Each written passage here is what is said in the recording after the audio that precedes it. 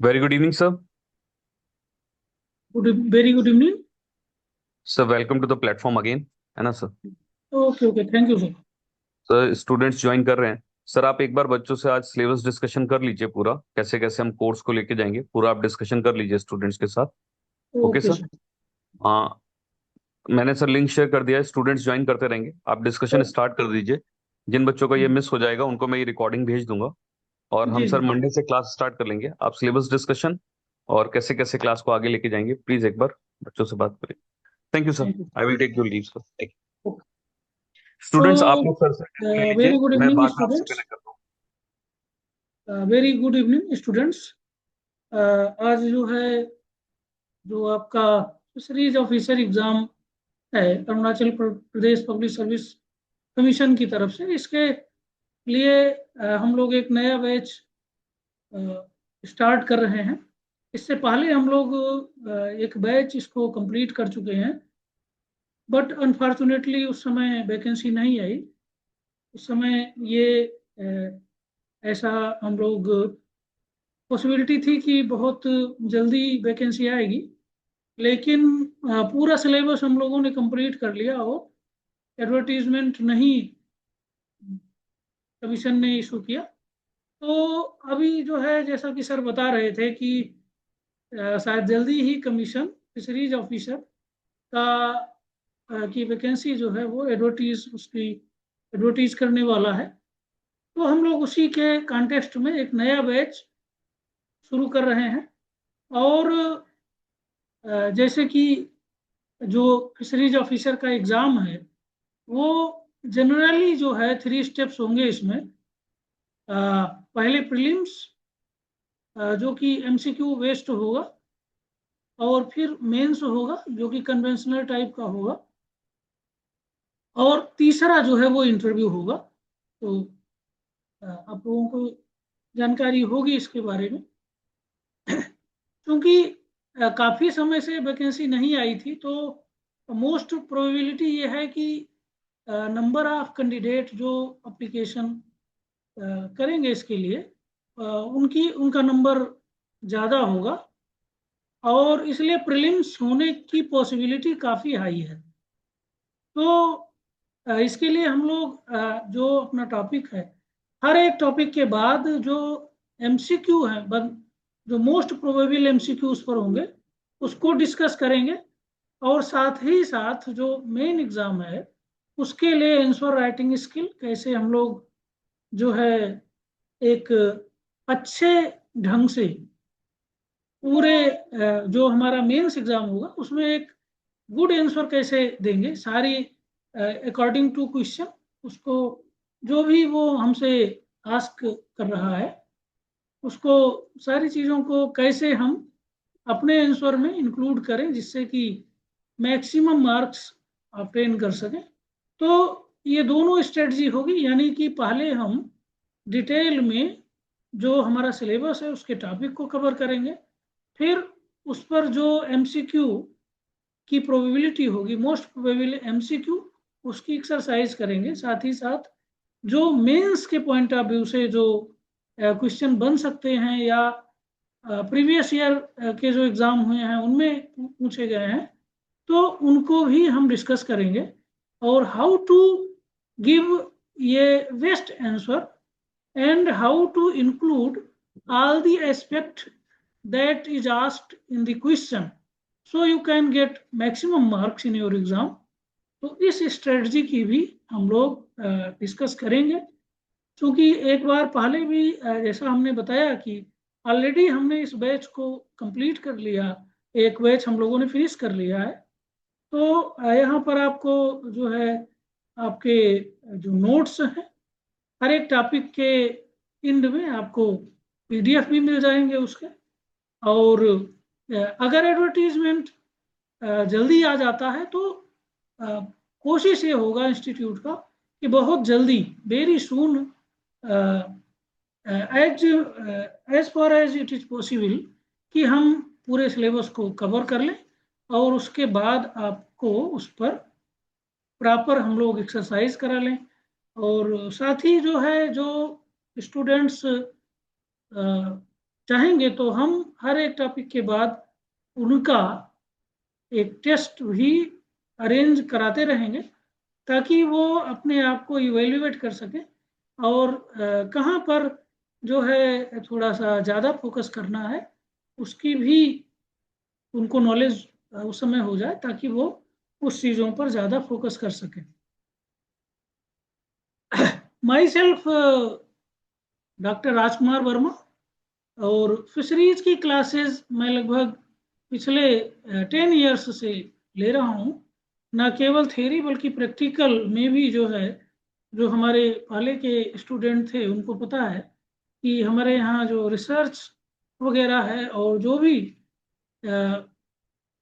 Technology जो हम लोग ऑपरेट करते हैं फील्ड में जाके, उन सब से भी हमारा सीधे जो है कनेक्शन रहता है। हम अपने बच्चों को वहाँ, जो हमारे स्टूडेंट्स हैं उनको फील्ड में भी ले जाते हैं। और जैसा कि मेरे पीछे जो है वॉलपेपर पर आपको दिख रहा होगा, ये केज कल्चर का एक वो लगाया गया है। तो मतलब यहाँ पर आपको न केवल थ्योरी बल्कि एक फिशरीज ऑफिसर के लिए जो भी प्रैक्टिकल एस्पेक्ट्स हैं उनके बारे में भी जितनी भी क्यूरियोसिटी होगी, उन सारी चीज़ों को डिस्कस किया जाएगा। इसमें जो है किसी भी तरीके का सस्पेंस या चिंता की कोई बात नहीं है। अब देखिए, जो हमारा सिलेबस है, फिशरीज ऑफिसर का जो सिलेबस है, 2 पेपर होते हैं मेंस एग्जाम में, और प्रीलिम्स में सिंगल पेपर होगा, जिसमें जनरल इंग्लिश के प्रश्न, यानी कि जनरल इंग्लिश के क्वेश्चन और करंट अफेयर्स के जो क्वेश्चन हैं वो लगभग में 30 क्वेश्चन इन दोनों को मिला के इंक्लूड किए जाते हैं। और बाद के जो लगभग में 70 क्वेश्चन वो आपके फिशरीज साइंस से आएंगे, तो लगभग 100 क्वेश्चन होंगे। और जो अपना Arunachal Pradesh public service commission है, इसके अलावा जो जैसे त्रिपुरा पब्लिक सर्विस कमीशन से भी, या जो अपने नेबर स्टेट हैं वहाँ से भी फिशरीज ऑफिसर्स के जो एग्ज़ाम होते हैं उनके पेपर को भी डिस्कस करेंगे।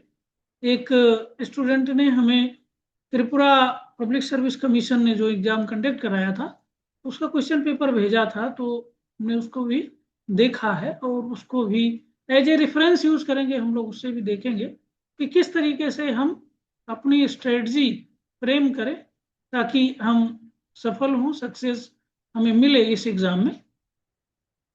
तो from my side, I will ensure to all of you that you will get all the explanation related to your exam in this batch. From your side, I expect that you will do hard work and complete the task which will be given to you at the end of lecture. तो अगर आप जो है वो हमारे साथ लगे रहेंगे, मेहनत के साथ हार्ड वर्क करेंगे, तो मतलब पूरा ये कंप्लीट हो जाएगा। अच्छा, इसके अलावा आपको जो भी इसके कॉन्टेक्स्ट में जो भी हेल्पफुल बुक्स हैं उनके बारे में भी हम पूरी पूरी लिस्ट दे देंगे कि आप जो है इसको परचेज कर सकते हैं, और एज ए कॉन्टेक्स्ट बुक उनका भी इस्तेमाल करके आप अपने नॉलेज को और भी ज़्यादा ब्राइट कर सकते हैं और भी ज़्यादा उसको मजबूत कर सकते हैं। अच्छा, तो अब देखिए यहाँ पर जो है, जो हमारा सिलेबस है फिशरीज साइंस का, पेपर फर्स्ट में 2 सेक्शन है, सेक्शन ए और सेक्शन बी। सेक्शन ए में एक्वाकल्चर की बात की जाएगी, जबकि सेक्शन बी में फिशरीज रिसोर्स मैनेजमेंट को डिस्कस किया जाएगा।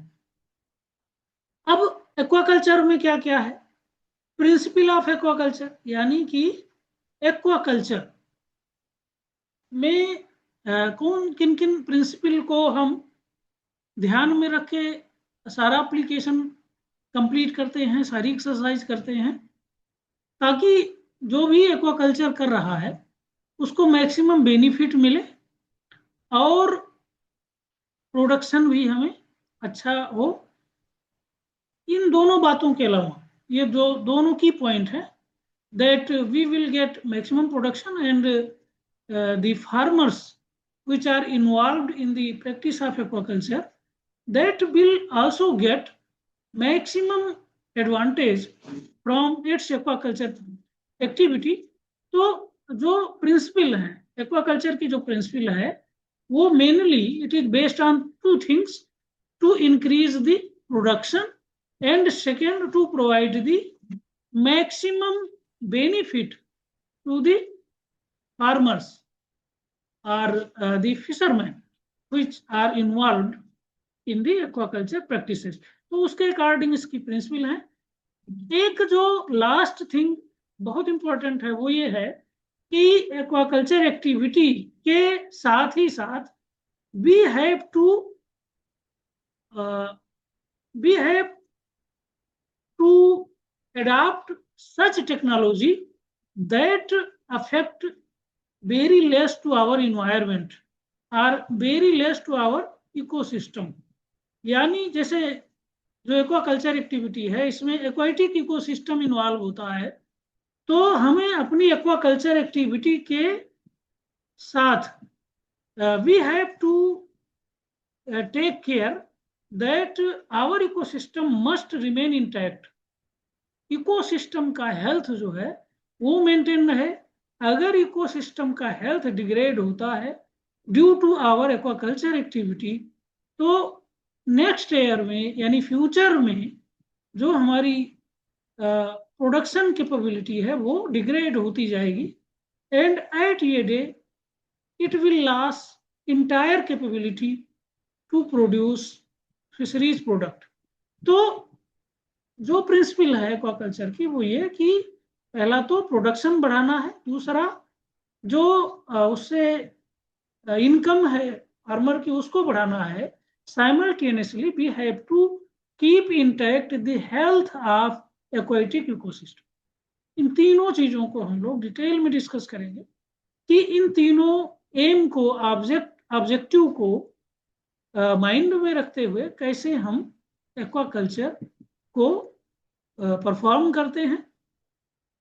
और इसी सीरीज में जब हम प्रोसीड करते हैं तो फ्रेश वाटर एक्वाकल्चर यानी कि जो एक्वाकल्चर की एक्टिविटी फ्रेश वाटर में की जाती है, जो इनलैंड वाटर बॉडी है जैसे पॉन्ड्स है, रिवर है, लेक हैं, या एग्रीकल्चरल फील्ड में भी हम एक्वाकल्चर एक्टिविटी परफॉर्म करते हैं, तो इनमें क्या टेक्निक है, कौन सी वैरायटियां किस में जो है सेलेक्ट की जाती हैं, सुटेबल हैं। अगर मान लीजिए रनिंग वाटर है रिवर का, तो उसमें कौन सी वैरायटी सुटेबल होगी और किस तरीके की क्लाइमेटिक कंडीशन को मैनेज करना है वो हम देखेंगे। यानी कि इसमें जितने भी फ्रेश वाटर बॉडी हैं उनमें एक्वाकल्चर की टेक्निक क्या है, कैसे होता है, उसको पढ़ा जाएगा। और तीसरा इसमें देखिए fin fish breeding. Fin fish means होता है ट्रू फिश, यानी कि जो फिशेज हैं हमारी। अब जैसे एक्वाकल्चर में न केवल फिशेज को इंक्लूड किया जाता है बल्कि कुछ दूसरे ऐसे एनिमल जो कि ट्रू फिश नहीं हैं, जैसे कि प्रॉन।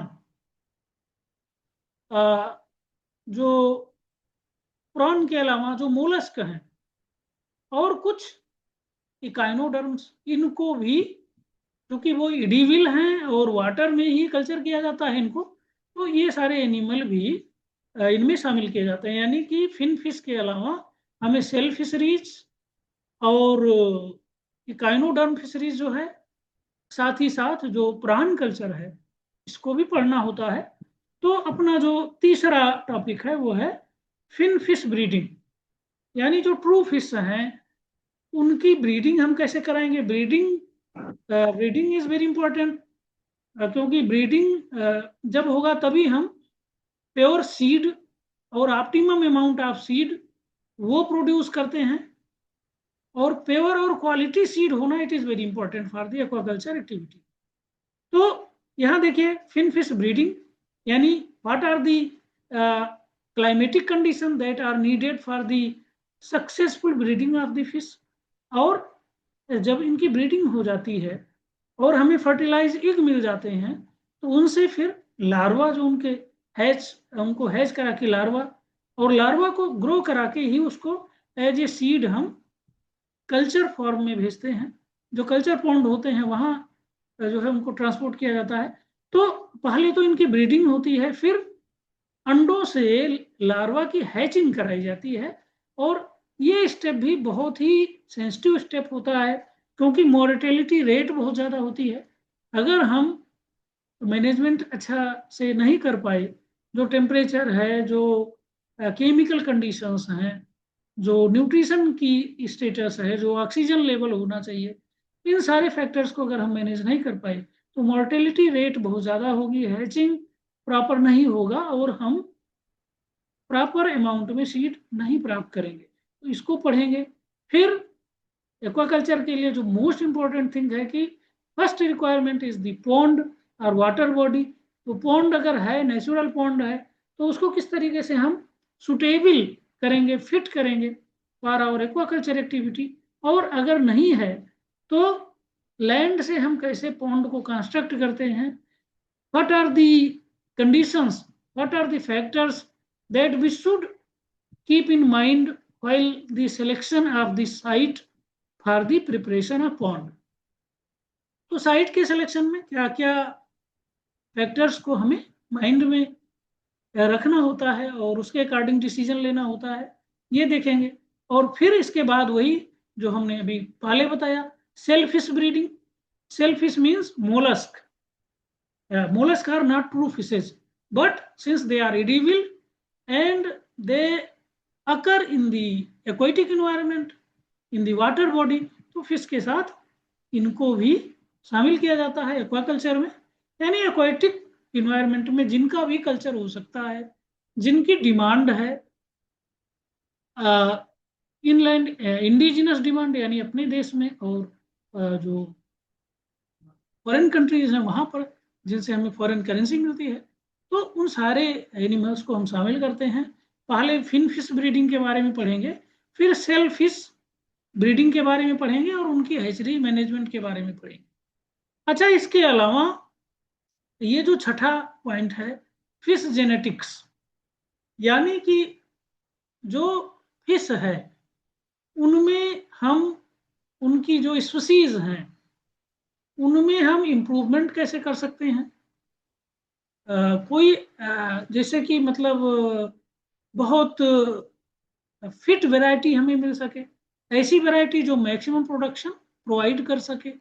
तो for the production of most efficient species, most efficient variety of the fish that can give us maximum production, the knowledge of genetics is also very important।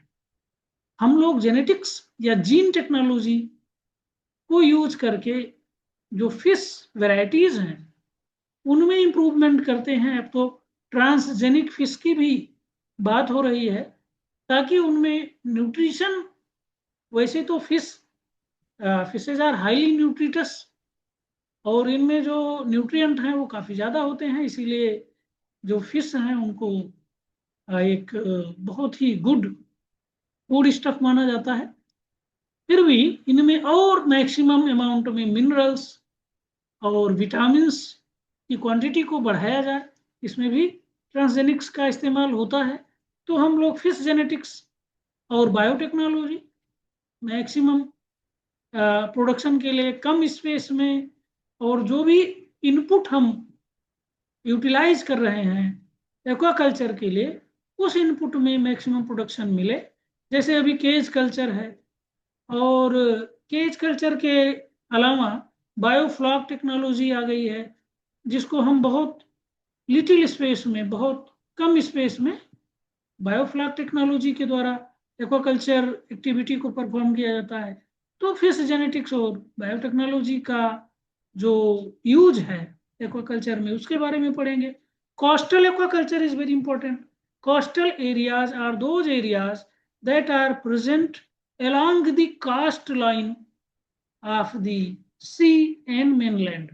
जो हमारा mainland है और जो सी है उसका जो किनारे का इलाका है उसको कोस्टल वाटर कहते हैं। और इवन जब ईब टाइड की स्थिति होती है, सी वाटर में टाइड होता है, टाइडल वाटर होता है, तो जो सी शोर के इलाके हैं, जो नियर अबाउट के एरियाज हैं, वो फ्लडेड हो जाते हैं और कोस्टल वाटर बॉडी को वो बनाते हैं, फ्रेम करते हैं। तो इसमें भी एक्वाकल्चर की एक्टिविटी परफॉर्म की जाती है। तो coastal aquaculture is also very important because our country have a very long coast line और we have tremendous opportunity to increase our fisheries production or aquaculture production in the coastal areas। तो इसलिए जो है coastal aquaculture को हम लोग study करेंगे। Next is the fish nutrition and feed technology. अब जो टूडेज एक्टिविटी है एक्वाकल्चर की, इसमें भी adopt the intensive aquaculture। intensive aquaculture करते हैं, it means we culture ये large number of fish individual in very little space।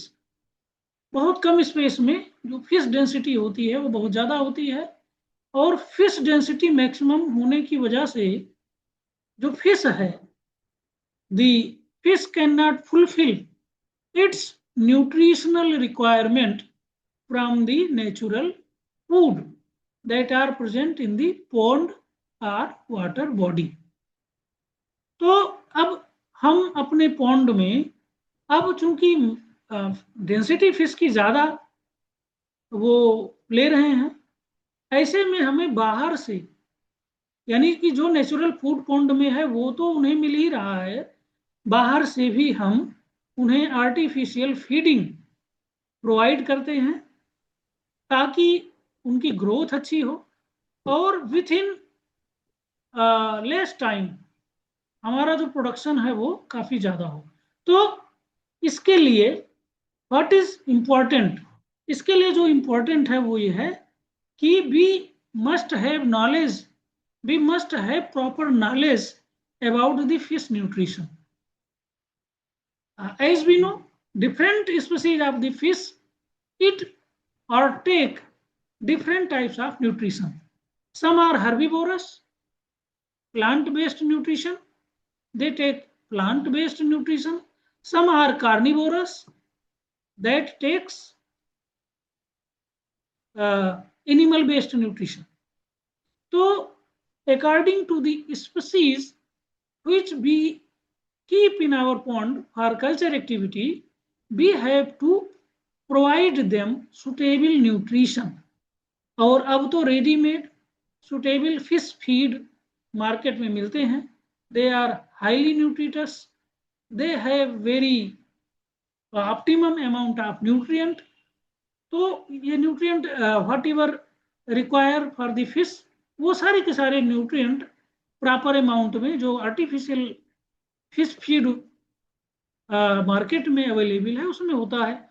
और उसे कितनी क्वांटिटी में पॉन्ड में डे टू डे प्रोवाइड कराना है अपनी स्पीसीज को, उसके बारे में उसको कैसे हम डिटरमाइन करते हैं। और एबव ऑल ये फीड टेक्नोलॉजी, यानी कि जो फिश का फीड है, फिश फीड कैसे प्रिपेयर होता है, how to prepare the fish feed and what are the technology utilized today for the production of feed material of the fish. तो ये जो है अपना, हम ये जो फर्स्ट पेपर है उसका जो 8th पॉइंट है उसमें पढ़ेंगे fish nutrition and feed technology. Next is the integrated aquaculture. nowadays the aquaculture activity do not go alone। आज के दिन हम एक्वाकल्चर के साथ दूसरी एक्टिविटी को भी ज्वाइंट करते हैं और इस तरीके के एक्टिविटी को कहते हैं integrated aquaculture. Integrated means we integrate some other activity with aquaculture practices। such as pig culture along with aquaculture, poultry culture along with aquaculture. So when we integrated these two culture activity, it means the poultry culture and aquaculture, then we get maximum profit from the culture activity, because the byproduct of one culture activity acts as the complement for the another culture activity.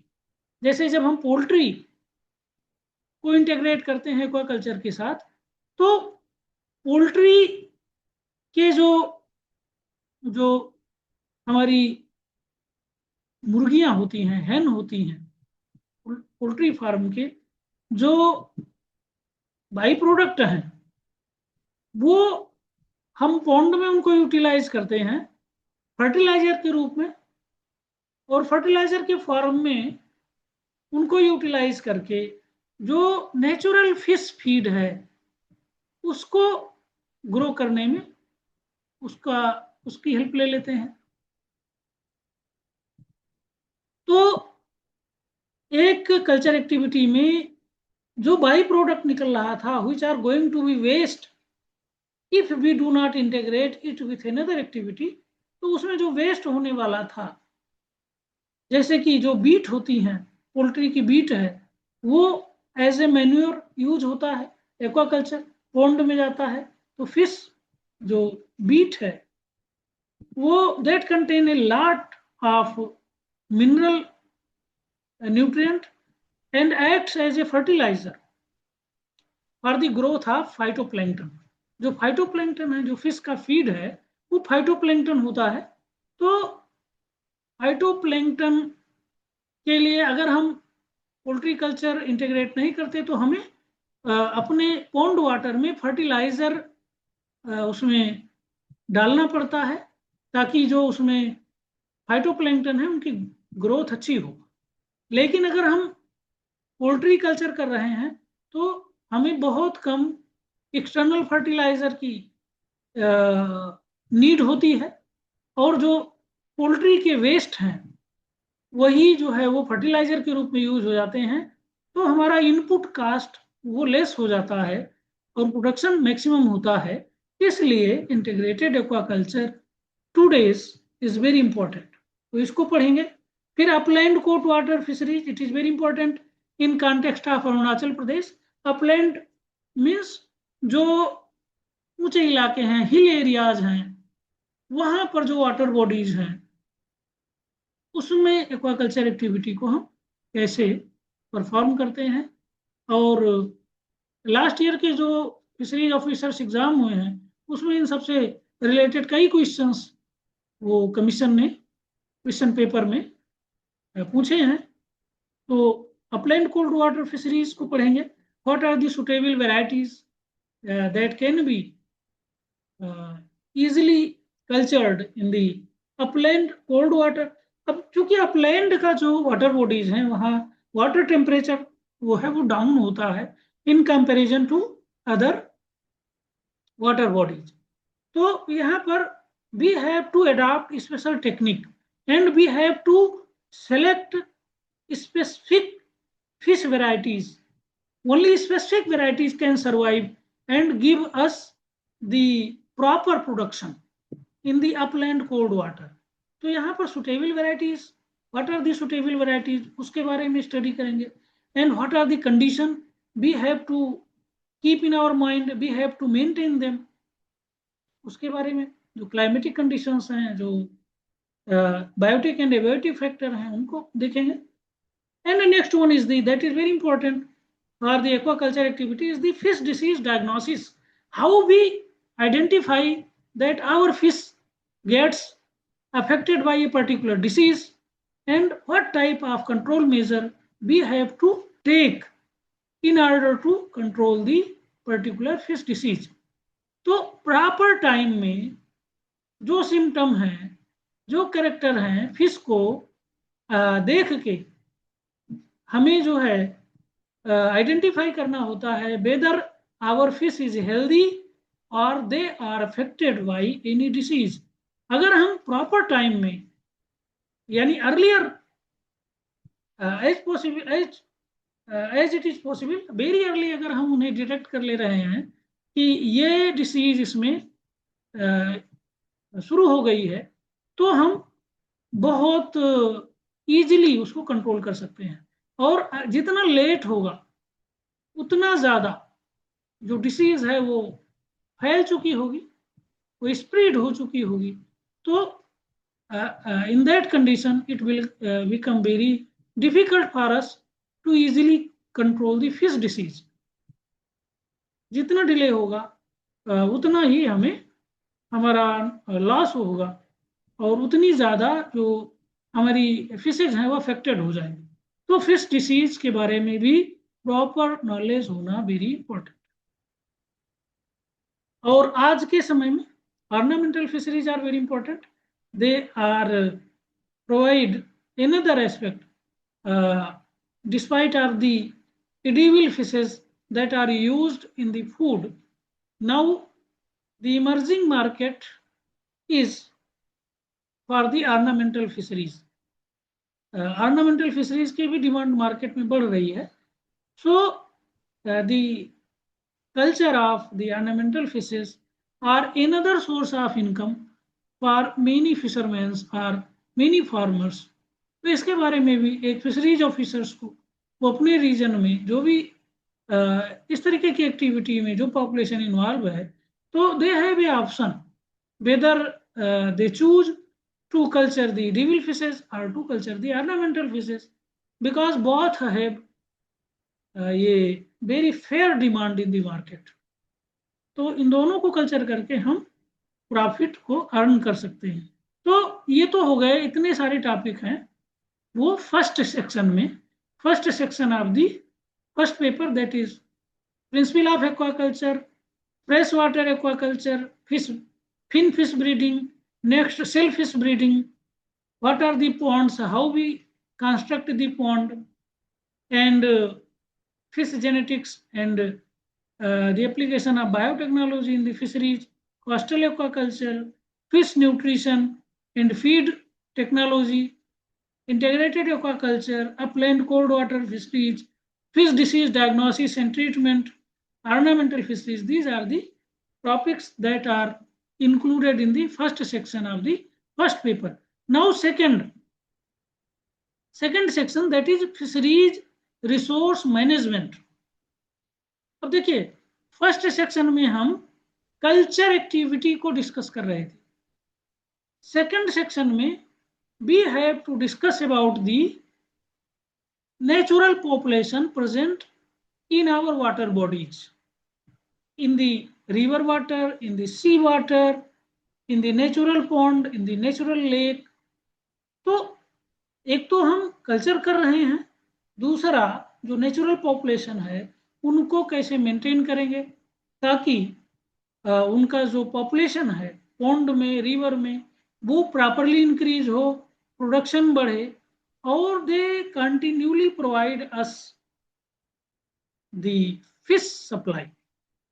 तो जो second section है वो जो fish resource nature ने हमें provide किया है उसको कैसे मैनेज करेंगे, इसके बारे में हमें स्टडी करनी है।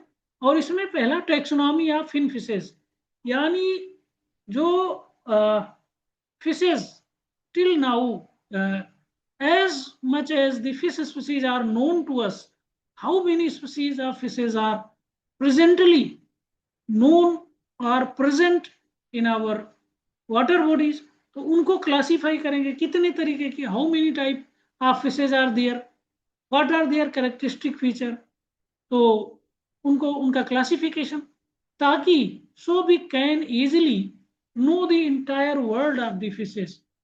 If we know the taxonomy, we have a glimpse of the entire species of the fishes, and if we have the knowledge of entire species of the fishes, then we can very easily determine which type of the fishes is suitable for a particular place or a particular region.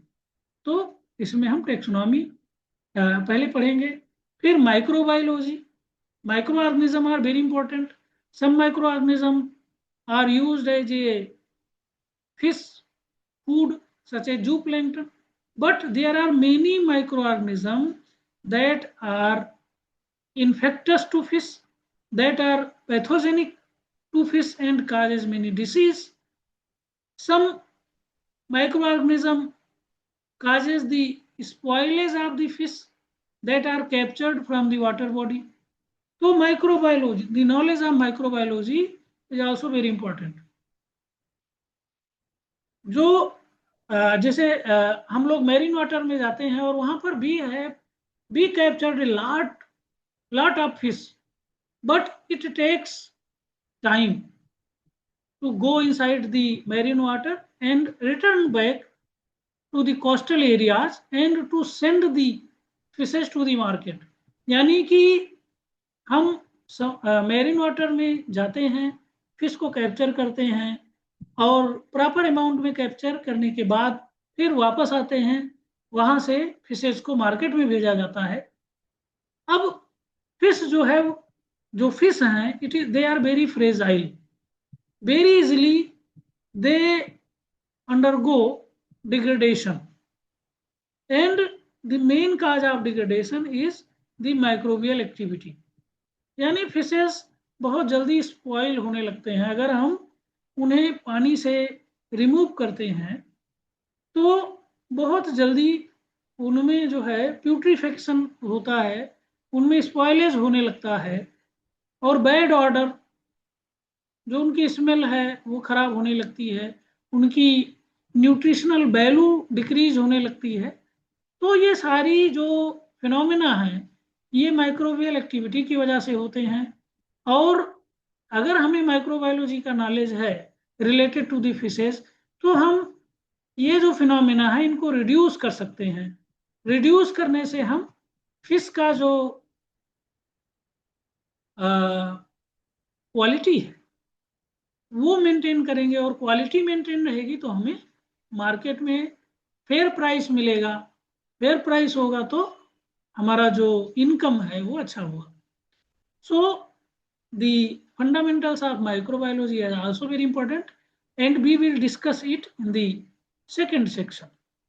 Now biology of fin and shell fishes. अब जैसे we are human beings and our biology, it means what are the physiological process that are takes place in our body। तो जितनी भी physiological process एक animal में run होती हैं उनका नॉलेज होना चाहिए।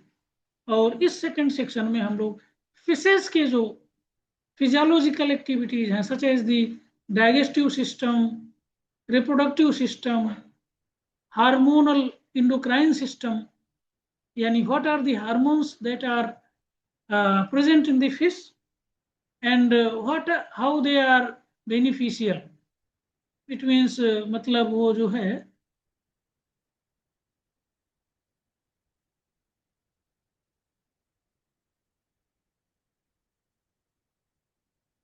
तो मतलब ये है कि इस सेक्शन में हम लोग उनकी फिजियोलॉजिकल प्रोसेस को भी डिस्कस करेंगे।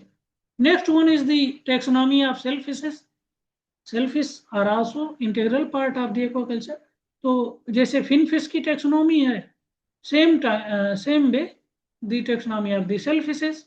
इनलैंड कैप्चर फिशरीज, जो इनलैंड यानी फ्रेश वाटर बॉडीज हैं, यहाँ पर जो नेचुरल पॉपुलेशन है एक्वेटिक ऑर्गेनिज्म की, उनके बारे में स्टडी होगी इनलैंड कैप्चर फिशरीज में। Next one is the food chemistry and nutrition. what are the food value, what are the nutrients that are present in fish food, and what are the nutritional value। तो ये हम लोग इसमें देखेंगे food chemistry and nutrition में। Next one is the anatomy of fin and shell fisheries. जो anatomy है, internal body structure है शेल फिश की और फिन फिश की, उसको देखेंगे। Next one fish biochemistry. Fish biochemistry included the different types of biomolecules, the knowledge of different types of biomolecules present in the fishes, such as carbohydrates, what types of proteins and amino acids are present in the fishes, what types of lipids content, such as saturated and unsaturated fats, omega-3 fatty acids that are very popular in today's day-to-day life. तो ये जो है वो हम लोग देखेंगे fish biochemistry में. Next one is the physiology. As already I have told that the knowledge of the physiology is very important. Physiology means the biological process that are taking place in the body of any animals. So the digestive process, reproductive process, and various other process. These are included in the physiology of the fin and shellfish. Next one is the marine capture fisheries. These are very important because the capture fisheries, the amount of the fisheries that are captured from the marine water is very large in total production of our country. Although it is decreases day by day due to increase in the culture fisheries, but still it has a great part in total production. तो इसलिए जो है marine capture fisheries की भी study वो important है और इसको हम इस सेक्शन में इसको पढ़ेंगे.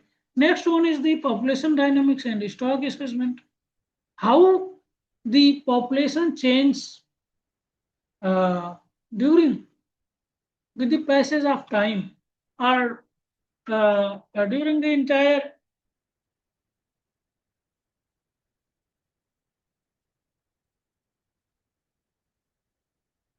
तो जो इसमें जो है यानी पूरे ईयर में अलग अलग डिफरेंट मंथ में डिफरेंट सीजन में जो फिश पॉपुलेशन है वो कैसे चेंज होता है, इसकी study. How the number of fishes और the population of the fishes affected in different seasons of the year that is discussed in the population dynamic section. And stock assessment, how we can assess how much stock we have at a particular time. जो क्योंकि government की जो policy होती है वो कि we have the proper knowledge कि हमारा जो है वो कल्चर फिशरीज में स्टॉक कितना है और कैप्चर्ड फिशरीज में एक टेंटेटिव स्टॉक कितना है, और जो हमारी डोमेस्टिक नीड है या जो हमारी एक्सपोर्ट पोटेंशियल है उसके अकॉर्डिंग जो स्टॉक है वो है कि नहीं, इसको स्टॉक असेसमेंट की टेक्निक के द्वारा डिटरमाइन करते हैं. तो स्टॉक असेसमेंट और पॉपुलेशन डायनामिक्स की स्टडी करनी है. And next one fishery microbiology and quality control. अब यहाँ पर देखिए जो फंडामेंटल्स ऑफ माइक्रोबायोलॉजी है और fisheries microbiology, these are very integrated topics, very interconnected, because fundamentals of microbiology, it includes which types of microorganisms are involved and important in context to the aquaculture, और इनसे हम quality control कैसे करेंगे, मतलब जो quality का damage है, जो डिस्ट्रक्शन होता है माइक्रोबियल एक्टिविटी के द्वारा, उसको कैसे मिनिमाइज करेंगे वो पढ़ेंगे. तीसरा सेक्शन इसमें जो है third one is the aquatic environment management. जो हैबिटेट है, जो होम है फिशेज का, उसको how we can make them suitable for the fishes. तो जो होम है, जो हाउस है, वो सुटेबल होगा तो हेल्थ भी सुटेबल होगा, फिट होगा. तो जो थर्ड सेक्शन है, it discussed about the management of the habitat where the fishes resides. तो इसमें water and soil chemistry, water वो सपोर्ट करता है, उसमें फिश वो रिसाइड करती है. इसके अलावा सॉइल जो है वो सपोर्ट करता है जो फिश का फूड है, नेचुरल फूड प्रोडक्शन को. साथ ही साथ soil affect the chemical nature of the water. Soil में different type के salt होते हैं, and these salts comes in the water due to solubility. Soluble होके वो पानी में वाटर में आते हैं. तो soil is the ultimate source of these minerals. तो इन दोनों की केमिस्ट्री के बारे में स्टडी करनी होगी. Next one is the meteorology. Meteorology, it means the weather condition, how weather condition affects the aquaculture activity, and climatic conditions. Weather and climate. Climate is the broader term that ये particular type of the climate have many different types of weather condition. For example, India have monsoon. Monsoon, our climate is highly influenced by the monsoon, and these monsoon type climate, it consists of summer season, winter season, and rainy season. So the meteorology is different from the climatology. But climate of a region is determined by the weather condition. So meteorology study, we have to study about the meteorology, we have to study about the climatology and geography. Geography include all these things. It means the nature of the soil, type of the soil, what are the humidity condition, what are the availability of the light, what are the status of the temperature in different months of the year. So geography include all the aspect of the aquaculture. So इसकी भी study we have to perform. Next one is the limnology. Limnology, it means the entire biological study of the freshwater bodies. तो जैसा कि हमने as earlier I have told that aquatic environment management, section C is based on the aquatic environment management. We have to study about how to manage the aquatic condition, that is house of the aquatic animals. तो उसमें जितनी भी चीज़ें हैं उन सबको हमें इसमें स्टडी करनी है, चाहे वो एक्वाटिक पोल्यूशन हो. एक्वाटिक पोल्यूशन से जो वाटर का नेचर है वो हाईली इफेक्ट होता है. हम लोग भी इफेक्ट होते हैं पोल्यूशन से, अगर वो एयर में है, सॉइल में है. सिमिलर वे जो एक्वाटिक एनिमल हैं, फिशेज हैं हमारी, they are also affected by the aquatic pollution or the pollution that are present in their habitat. So aquatic pollution को डिस्कस करेंगे. मैरीन बायोलॉजी, जो मैरीन वाटर में नेचुरल फिनोमेना कंप्लीट होते हैं और वो मैरीन हैबिटेट को अफेक्ट करते हैं, उनकी स्टडी होगी. Seventh one is the aquatic ecology. Aquatic ecology, it means again it includes the biotic factor, abiotic factor, physical factor, chemical factor, that are the component of any ecosystem. तो उनको detail में देखेंगे. Biodiversity क्या है, जो habitat की biodiversity है, because when we discuss about the aquaculture we cannot limit it to the study of fishes only. हम if we take the example of human beings, अगर हम ourselves का example लें तो हम we are also affected by the plants, by the natural animals, neighboring animals that are present around us. Not only by the human beings, but we are also affected by different types of animals, such as wild animals, catties, pet animals. तो मतलब the life of any living beings is affected by entire community that is present and interact with an animal. भाई जो animal है वो केवल अपने population के member से ही उसका इंटरेक्शन नहीं होता, बल्कि डिफरेंट स्पीसीज, डिफरेंट कम्युनिटी से भी इंटरेक्शन होता है. Some community acts as a feed material, but simultaneously another community takes the feed from the fishes. तो मतलब क्या है कि जो एक्वाटिक इकोलॉजी, बायोडाइवर्सिटी, यानी कि जो हैबिटेट है उनमें कितने डिफरेंट टाइप के प्लांट, कितनी डिफरेंट टाइप के एनिमल हैं जो फिश की लाइफ को डायरेक्टली या इनडायरेक्टली इन्फ्लुएंस्ड करते हैं. इसको प्रॉपरली अंडरस्टूड करने के लिए बायोडाइवर्सिटी के बारे में नॉलेज होना इम्पोर्टेंट है.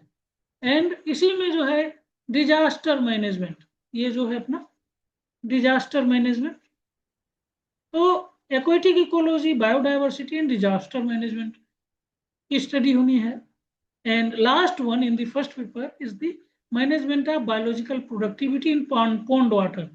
Here, biological productivity is directly related to the production of food, natural food of the aquatic organism in the form of zooplankton, phytoplankton, aquatic weeds, and various small animal that are used as food material for the fish. Now one thing is important, that fish cannot entirely depend on the artificial feed. It is very important too that fish must have some availability of the natural food for its proper health, for its proper immunity. It means we must have to maintain a balance between the natural food and the artificial food which we are supplying in our culturing pond.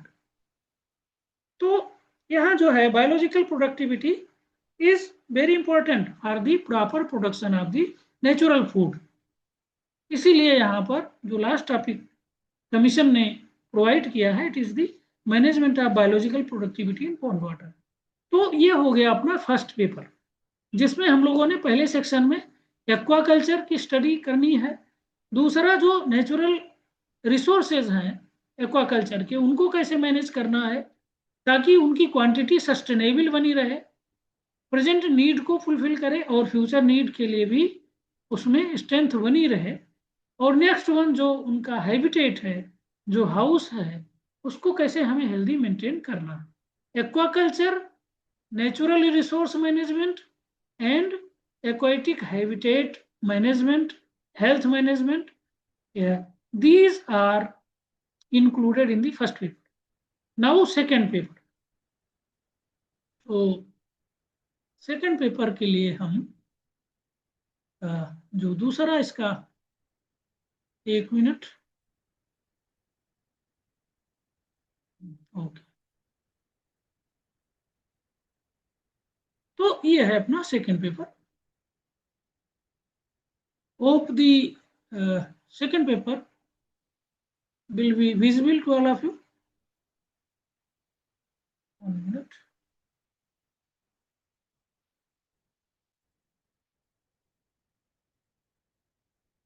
So second paper is somewhat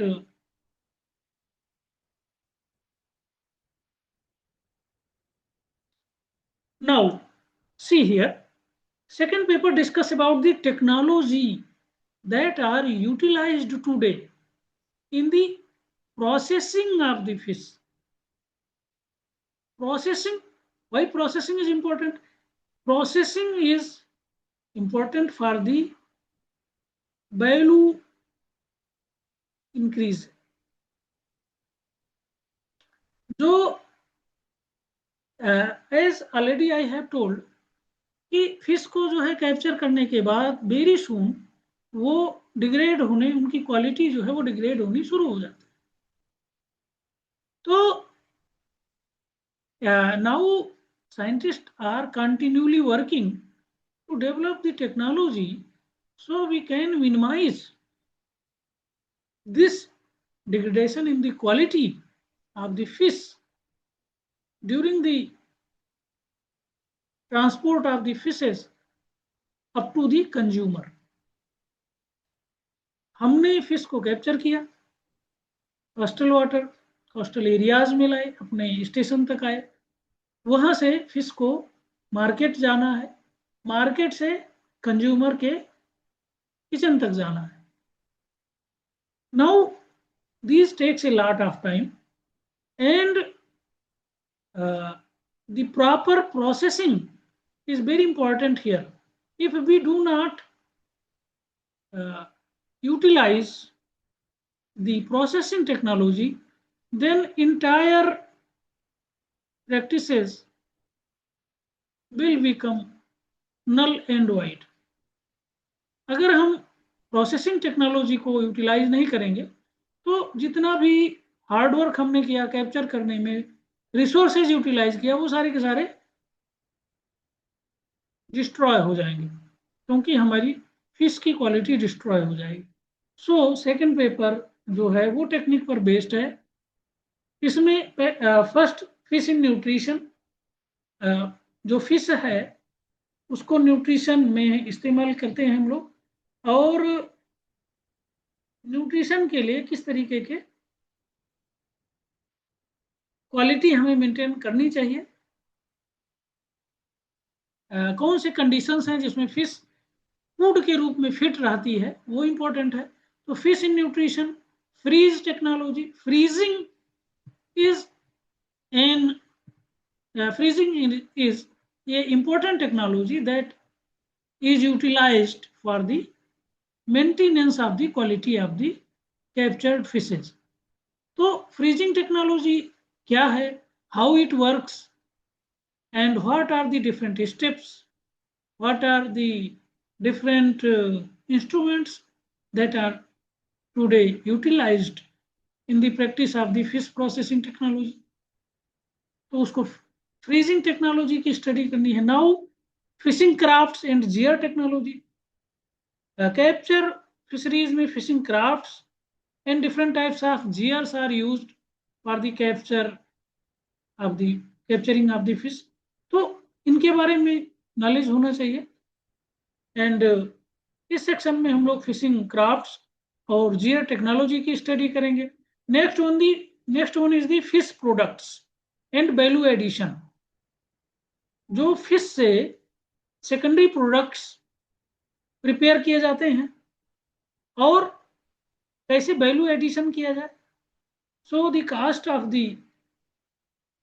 fish products can be increases.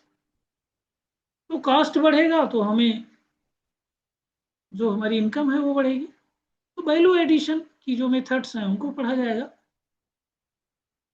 Next one is the microbiology of fish and fishery product. Again जो first paper में था, second paper में भी उसको correlate किया गया है, उसकी टेक्नोलॉजी को इस तरीके से हम प्रोसेसिंग में यूटिलाइज करते हैं। Fish scanning technology, it is another methods which are utilized in the preservation of the quality of the fish, captured fish। तो कैनिंग टेक्नोलॉजी के बारे में, जो रिमोट एरियाज हैं वहां तक ट्रांसपोर्ट करने के लिए canning technology is very important. And due to this canning technology now we are capable to maintain the quality up to 6 months and or 1 year। So canning technology is also very important। Next one is the fish byproducts and waste utilization। Now some waste products are arises during the processing technique। Processing activity के दौरान बहुत सारे waste निकलते हैं, if we have technique to process these waste into some important products, अगर इस waste को भी कन्वर्ट कर लिया जाए किसी इंपॉर्टेंट प्रोडक्ट्स में, then it also provides us some income. So in this section we will study what are the bioproducts and how we can utilize these waste products. Next one is the packaging technology. That is also very important. Proper packaging is very important for the maintaining the quality of the fish or aquaculture products that have to export in the remote areas. Foreign में जो काफ़ी costlier products जो हैं उनकी proper packaging वो बहुत important है। तो इसमें पढ़ेंगे पैकेजिंग टेक्नोलॉजी के बारे में and what we have to provide, what types of the information we have to provide at the level of the package that are mandatory for the export. तो एक्सपोर्ट के लिए क्या क्या उसमें इंफॉर्मेशन होनी चाहिए, क्या टैग होना चाहिए, वो सारी चीज़ें. And last one here is the quality assurance of the fish. Export, if we want to earn the foreign currency, and foreign currency is very important for any country, तो हम न केवल अपनी डिमांड को फुलफिल कर रहे हैं बल्कि फिशरीज के द्वारा एक्सपोर्ट करके फॉरेन करेंसी को अर्न किया जाता है. और इसके लिए इंपॉर्टेंट है क्वालिटी एश्योरेंस, क्योंकि there is competition among different countries regarding the export of the fisheries products. तो जिनका प्रोडक्ट्स अच्छा होगा उनके लिए मार्केट डिमांड अच्छी होगी, और मार्केट डिमांड गुड करने के लिए हमें क्वालिटी का एश्योरेंस जो कंज्यूमर हैं उनके ट्रस्ट को बिल्ड करने के लिए क्वालिटी एश्योरेंस इज इम्पोर्टेंट. तो इससे रिलेटेड क्या स्टैंडर्ड्स हैं और क्या चीज़ें जो है, what are the standards related to quality assurance and what are the practices that we have to adopt, we will learn in this section. Quality assurance of fish and fisheries product. Next one is the fisheries extension economics and statistics. अब fisheries is a large sector and it has a very important contribution in the national income. तो जैसे कि agriculture है, agriculture के समान ही very important contribution है fisheries sector का भी. और यहाँ पर जो डाटा है इंटायर प्रोडक्शन का, एक्सपोर्ट का, एक्सपोर्ट पोटेंशियल का, फॉरेन करेंसी का, जो हमारी डोमेस्टिक पॉपुलेशन है वो कितना इस पे डिपेंड है, ये सारे के सारे को हम जो भी हमारे कमर्शियल एक्सप्रेशन होते हैं वो डाटा के फॉर्म में होते हैं, और उसको हम बड़े लेवल पर यानी बिग लेवल पर किस तरीके से रिप्रेजेंट करते हैं उनकी टेक्निक हम पढ़ते हैं स्टैटिस्टिकल मेथड में. फिशरीज इकोनॉमिक्स में fisheries policy and law, government की जो पॉलिसी है, जो लॉ है, जो एड वो देती है, जो हेल्प देती है, वो सारी चीज़ें जो है ये बी सेक्शन में है. Fisheries business management, entrepreneurship development, कैसे जो है वो जो एक लेमैन है उसको एज ए एंटरप्रेन्योर के रूप में डेवलप किया जाए, उसके बारे में.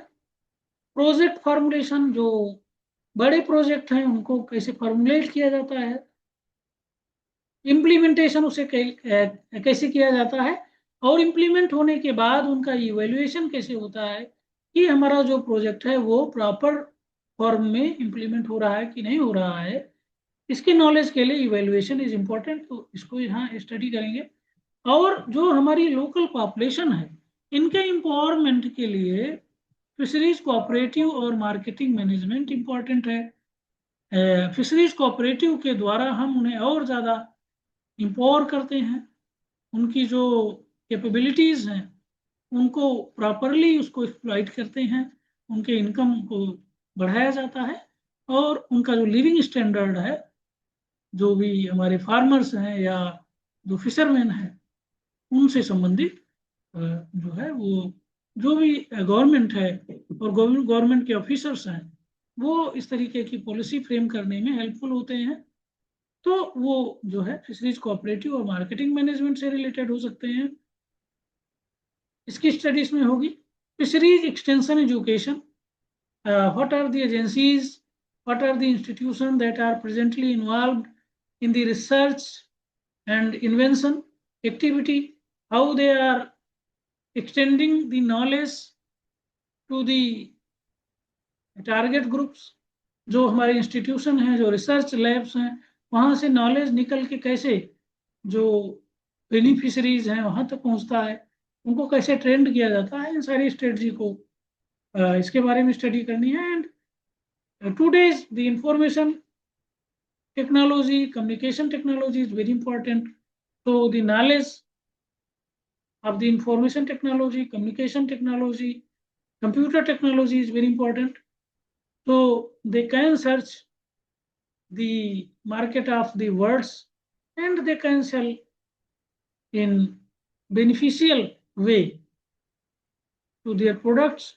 They can become the aware about the standards, about the जो इंटरनेशनल जो डिमांड्स हैं या जो क्वालिटी जो नीड है उनके बारे में अवेयर होना। तो इन सब के लिए जो है वो इंफॉर्मेशन और कम्युनिकेशन टेक्नोलॉजी का नॉलेज भी इम्पोर्टेंट है और इसके बारे में भी हम लोग स्टडी करेंगे। Last one is the communication skill and personality development for a business. Since the aquaculture is a business, we can't isolate the culture activity from the business. So not only the culture, the production is important, but their proper marketing is also very important. And for a successful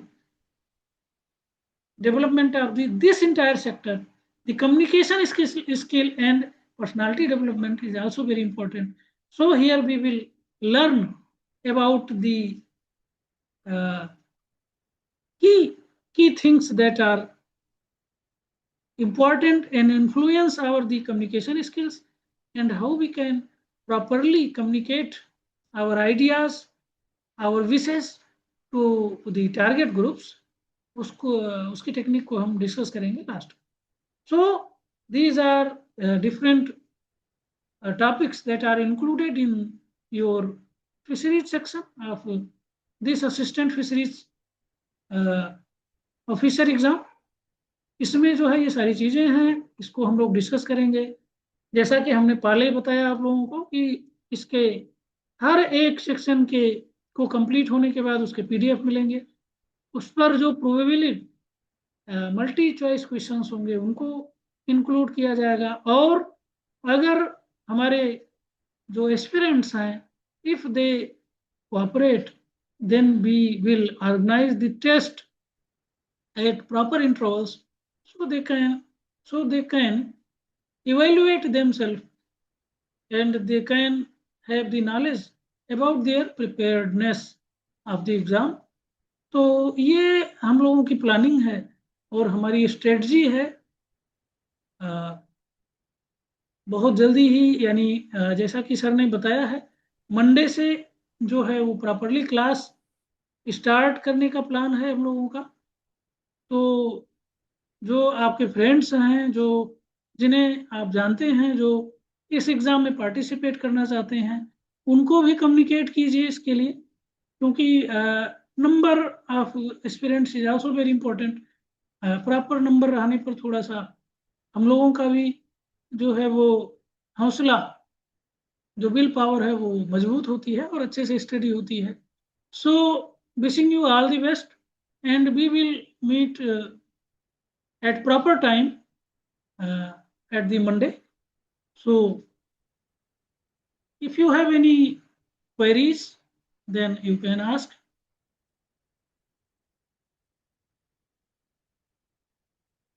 अगर आप लोगों को कुछ question हो तो आप लोग ask पूछ सकते हैं। हम उसके बारे में और ज़्यादा आपकी जो क्यूरियोसिटी है उसको एक्सप्लेन करेंगे। अदरवाइज आज का जो ये इंट्रोडक्टरी क्लास थी वो इतना ही इसमें। बाकी हम लोग मंडे को अपनी क्लास शुरू करेंगे। उसके लिए आप लोगों को best wishes. Have any question to anybody?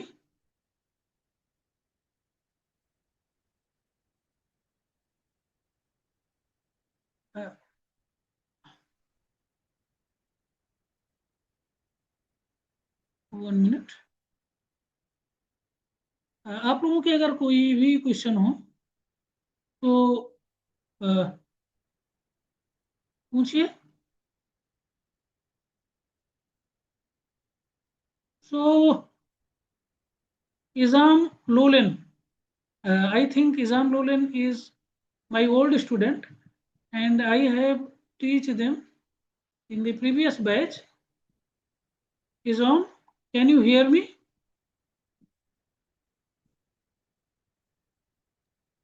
Yes, sir. Okay, have you any question? No, sir. Okay.